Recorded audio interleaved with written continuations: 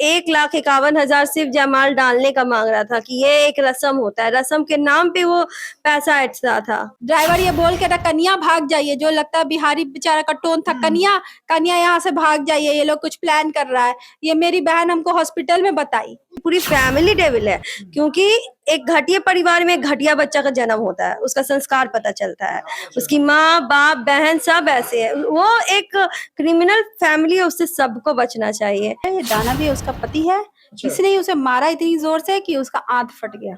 मारने से मौत हुई है? हाँ, मारने से आंत फट गया। वो शराबी है, वो मर्डरर है, वो दहेज लोभी है, सारे चीज का हम लोग के पास प्रूफ है। मरते वक्त सिर्फ उसका इतना ही बयान था कि एक चप्पल लेके इतना प्रतीक को मारना कि सर पे वो चप्पल टूट जाए। जिस दिन उसकी वाइफ हॉस्पिटल में गई है, उसी दिन उसी समय लगाया है वो कि मैं डेविल हूँ, और डेविल मैं दुनिया को दिखाऊंगा कि मैं कितना बड़ा डेविल हूँ। वो डेविल है। हाँ, आप लोगों ने स्क्रीनशॉट वगैरह लिया है? स्क्रीनशॉट वगैरह लिया है, वो डेविल है। वो अस्थियां विसर्जित नहीं होगी जब तक प्रत्येक साल को उसके किए की सजा उसके संपूर्ण परिवार को नहीं मिलेगी, अस्थियां विसर्जित नहीं होंगी।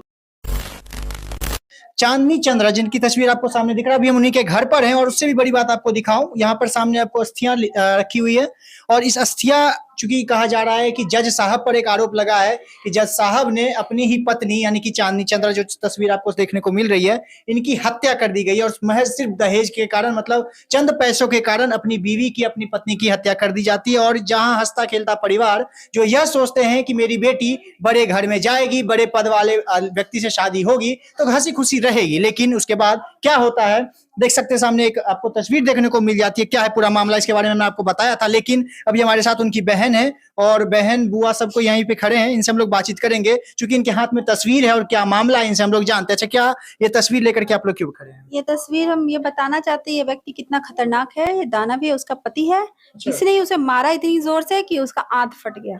मारने से मौत हुई है? हाँ, मारने से आंत फट गया। अब मेडिकल रिपोर्ट तो यही बता रहा है कि आंत से मारा है। अब हम तो डॉक्टर नहीं है, कोई डॉक्टर नहीं है, डॉक्टर ही बताया कि लात मारने से जब अमिताभ बच्चन का आंत फट सकता है, तो ये बेचारी नन्ही सी लड़की क्या है, आंत फटने से इसकी मौत हुई है, इसका पर्याप्त सबूत है। ये उसकी सास जो इसको हर तरह से टॉर्चर करती थी, हर तरह से टॉर्चर करती, रात में 12 बजे भी बोलती थी उठ के नहाने, जाओ उठ के नहाओ। हाँ, ऐसे टॉर्चर किया? हाँ, और बाथरूम में 5 घंटे खड़ी रहो। अच्छा। हाँ, बाथरूम दो, सफाई करो, नहाई हो तो पहले बाथरूम साफ करके निकलो। 12 बजे भी उठ के बोलती थी जाओ नहाओ। और ये उसकी ननद है जो बोलती थी जितना लेके आई उतना का खाना खा ली हो, आगे खाना है तो लेके आओ। इसको 5 स्टार घर को 5 स्टार होटल समझी हो क्या? ऐसा इनकी ननद का बयान? ननद बोलती थी। कल आपने सतर्क रहिए कि जहाँ जाएगी, जिस घर में जाएगी उस घर को बर्बाद कर देगी, ऐसी लड़कियों से सतर्क रहिए। अच्छा, आपका कल आपने बयान दिया था कि लास्ट टाइम आपसे आपकी मम्मी से बात हुई थी, उनकी मतलब चांदनी जी की बात हुई थी, जो उन्होंने कहा था कि हम घर आएंगे अच्छा खाना खाएंगे, हमको खाना नहीं दिया जाता है। तो क्या उसके बाद अभी तक आपके पास बहुत सारे लोग, चूंकि आपने एफआईआर वगैरह सारा कुछ कर रखा है, तो क्या नए नए नेता लोग आ रहे हैं? पप्पू यादव जी आए थे कल, महिला विकास मंच के कुछ लोग टीम आई थी, तो क्या आगे क्या कुछ प्रक्रिया आगे बढ़ी है, कुछ न्यायिक प्रक्रिया में आगे मतलब जो भी मेरे पास आ रहे हैं ये कन्विंस होके आ रहे हैं कि इनके पास पर्याप्त सबूत है, नहीं तो कोई गंदे नाले में अपना हाथ क्यों ही डाले। जो भी आ रहे मेरे पास पर्याप्त सबूत, मेरी सच्चाई देख के आ रहे हैं, और भी लोगों से अपील है वो मेरे साथ जुड़े, चाहे वो नेता है या पत्रकार है या अनुपम मैम है या कोई विकास मंच है, जो भी है मेरी सच्चाई देखकर मेरे लिए लड़ाई कर रहे हैं, और मेरे पास पर्याप्त सबूत है। हम सुप्रीम कोर्ट तक जाएंगे, और एक बात जान लीजिए, वो अस्थि जब तक विसर्जित नहीं होगी, जब तक उसको न्याय नहीं मिलेगा। अच्छा, तब तक अस्थियां विसर्जित नहीं की जाएगी जब तक? मैं आपके माध्यम से बता दूं कि तब तक वो अस्थियां विसर्जित नहीं होगी जब तक प्रत्येक साल को उसके किए की सजा उसके संपूर्ण परिवार को नहीं मिलेगी, अस्थियां विसर्जित नहीं होंगी। अच्छा, कहा जा रहा है मेरे साथ ही, और लड़ाई लड़ने के बाद उसका हक मिलने के बाद ही उसका अस्थि विसर्जन होगा। अच्छा, कहा जा रहा था कि आपकी बहन बहुत कमजोर थी, बहुत सीधी थी, लेकिन आप यह भी कह रहे हैं कि वो लड़ाई भी लड़ रही थी, बहुत सारा मतलब जिस तरह से उनको टॉर्चर किया जा रहा था उसके बावजूद वो संघर्ष कर रही थी। उस दौरान इनके साथ इतने बड़े घटना को अंजाम दे दिया जाता है। आप लोग उनसे जब मिलने गए थे तो क्या बातचीत हुई थी?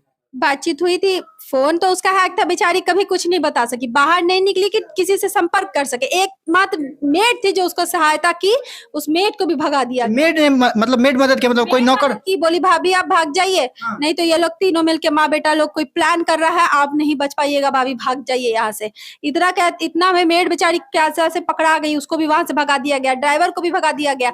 ड्राइवर ये बोल के कन्या भाग जाइए, जो लगता है बिहारी बेचारा का टोन था, कन्या यहाँ से भाग जाइए, ये लोग कुछ प्लान कर रहा है।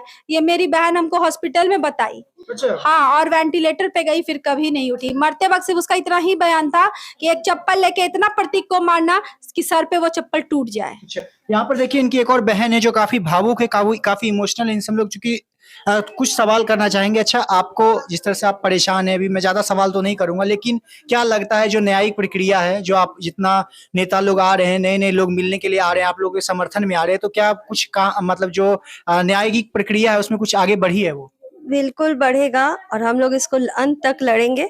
वो केस को मैनिपुलेट कर रहा है, वो पोस्टमार्टम रिपोर्ट को भी मैनिपुलेट करने की कोशिश कर रहा है, लेकिन फिर भी वो बचेगा नहीं, क्योंकि सच के साथ है हम लोग और सच का जीत होता ही है, तो हम लोग जीतेंगे ही।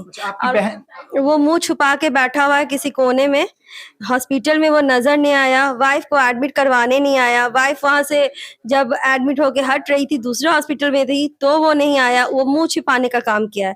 और मुंह छिपाने का काम कौन करता है? जो कल्प्रिट होता है, जो डेविल होता है। स्टेटस में वो लगाया है कि वो डेविल है, और वो डेविल है। स्टेटस रिसेंटली लगाया उसके बाद वो उसी दिन जिस दिन उसकी वाइफ हॉस्पिटल में गई है, उसी दिन उसी समय लगाया है वो कि मैं डेविल हूँ, और डेविल मैं दुनिया को दिखाऊंगा कि मैं कितना बड़ा डेविल हूँ। वो डेविल है। हाँ, आप लोगों ने स्क्रीनशॉट वगैरह लिया है। वो डेविल है, और सच वो सही अपने आप को सही आका है, वो डेविल है, और उसकी पूरी फैमिली डेविल है। क्योंकि एक घटिया परिवार में एक घटिया बच्चा का जन्म होता है, उसका संस्कार पता चलता है। उसकी माँ बाप बहन सब ऐसे है। वो एक क्रिमिनल फैमिली है, उससे सबको बचना चाहिए। और वो क्रिमिनल है जज के पोस्ट पे, जज क्या मजिस्ट्रेट के पोस्ट पे है। वो न्याय कैसे कर सकता है? वो शराबी है, वो मर्डरर है, वो दहेज लोभी है, सारे चीज का हम लोग के पास प्रूफ है। अब इसके बाद क्या? और 1 साल में आप लोग बोल रहे हो कि वो बीमार थी, बीमार के कारण मर गई, ससुराल में गई बीमार थी, यहाँ 30 साल में वो नहीं मरी। 30 इयर्स इस बार 30 इयर्स उसमें नहीं मरी, 1 साल में वो जाके ससुराल में जाके मर गई। अच्छा, कैसा लगता होगा जब पता चला कि अपने बेटी बहन की शादी एक बड़े घर में एक जज के पोस्ट वाले इंसान से होती है, और उसके बाद जब ऐसा घटना को अंजाम दे दिया गया, क्योंकि आप लोग का आरोप है लगातार दहेज की मांग करते रहते थे। दहेज अब बहुत सारा है, वो दहेज का लगातार मांग करते हैं। गाड़ी में भी उनको ब्लैक गाड़ी चाहिए, मतलब हर तरह से कि हम लोग चलो कोई नहीं, आगे जज के घर जा रही है, आगे का उसका जीवन अच्छा होगा। लेकिन हमें ये नहीं पता था कि इसका लालच का कोई अंत नहीं है। ये हर पल जो स्टेज पे, वहां पे आप फुटेज देख सकते हैं, कितने देर बाद जयमाल हुआ, काफी देर बाद जयमाल हुआ। 1,51,000 सिर्फ जयमाल डालने का मांग रहा था कि ये एक रस्म होता है, रस्म के नाम पे वो पैसा ऐंठता था। ये जज है, वो दूसरी जज तो आपका डिस्ट्रिक्ट कोर्ट में ही जाता है ना, दहेज का, उत्पीड़न का कैसे मिलेगा न्याय? किसी और लड़की को कैसे न्याय मिलेगा? सही बात है कि इनका भी सवाल जायज है। चूंकि देखिए, अब आते हैं आखिरी कंक्लूजन पे। देखिए, सबसे बड़ी बात बताऊं, जब किसी कोई जज, न्यायाधीश जिसको हम लोग कहते हैं, और किसी को भी न्याय चाहिए होता है तो उन्हीं के पास जाते हैं और न्याय की मांग करते हैं, न्याय की उम्मीद करते हैं। लेकिन जब वही न्यायाधीश इस तरह की घटना को अंजाम दिया जाएगा, मतलब इस तरह की घटना में ऐसा इसलिए कह रहा हूं कि चांदनी चंद्रा जैसी एक लड़की की इस तरह की से निर्मम हत्या कर दी जाती है, ऐसा आरोप है इनके परिवार वालों का। लेकिन क्या जो आने वाले समय में जो लोग उनके पास न्याय के लिए जाएंगे, उनको न्याय मिलेगा, या इसी तरह की घटना का शिकार बन जाएंगी वो? इसलिए मैं ऐसा कह रहा हूं, क्योंकि जब पैसों के लिए अपने घर अपने परिवार को नहीं छोड़ा जाता है, तो सामने वाले परिवार जो कोई उनके पास न्याय के लिए आएंगे, उनका क्या हाल होगा। लेकिन हाँ, यहाँ पर मैं अस्थियां दिखा करके भी आपको इसलिए एक बात और बोलना चाहूंगा कि नेशनल मीडिया पे मैं बात करूंगा, क्योंकि नेशनल मीडिया लगातार आते हैं, हिंदू मुस्लिम डिबेट में स्वागत है करते हैं, और लगातार नए नए मुद्दों के साथ सामने खड़े आपको दिखाते होंगे। कब हिंदू मुस्लिम के साथ लड़ाई कर लिया, कब मुस्लिम हिंदू के साथ लड़ाई कर रहा है, कब कहां दंगा हो रहा है। लेकिन जब यहाँ पर एक न्याय की जब जरूरत है, जिस परिवार को न्याय की जरूरत है, वहां पर नहीं आएंगे। क्यों नहीं आएंगे? क्योंकि यहाँ पर टीआरपी नहीं मिलते हैं। बात यहाँ पर खत्म नहीं होती है, लेकिन आप तमाम मीडिया वालों से निवेदन रहेगा, जो मेरे वीडियोस देख रहे हैं, चांदनी चंद्रा की हत्या या चांदनी चंद्रा की जो मौत हुई है, इसके लिए आप लोग एक बार आवाज जरूर उठाएं, ताकि आने वाले समय में इस तरह की घटना को अंजाम नहीं देने से कोई 10 बार सोचे। हालांकि आप लोग क्या सोचते हैं इस वीडियो के बाद कमेंट बॉक्स में अपनी प्रतिक्रिया जरूर दें। आप देख रहे पब्लिक रोल पॉइंट्स, मेरा नाम अंकित भारद्वाज है। बहुत बहुत धन्यवाद।